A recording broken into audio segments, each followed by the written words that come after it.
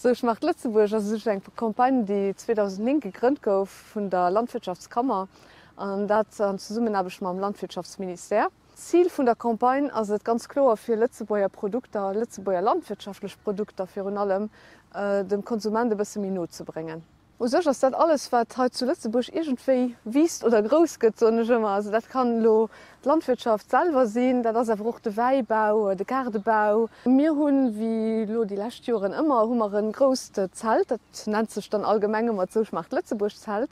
Dat sinn rund 1400 Quadratmeter, wo man zum Beispiel große Produzenten macht hun, wo dann die verschiedenen Lützeburger Produzenten vertrude sind. Nie auf den Produzenten sind aber auch nach verschiedenen Animationen am Zelt.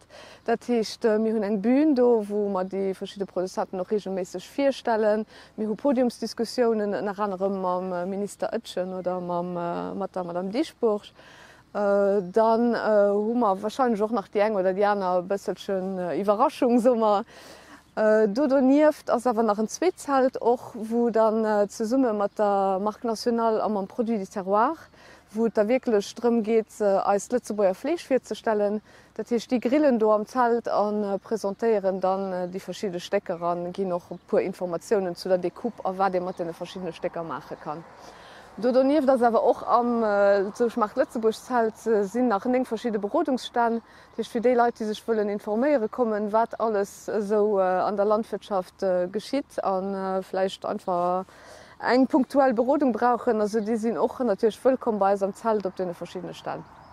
Ja, dann gebe ich auch ihr invitieren, für Pfarrer Agricole zu kommen, als am Sochmacht Lützeburg Zelt zu besichen, an als gut Lützeburger Produkte zu machen.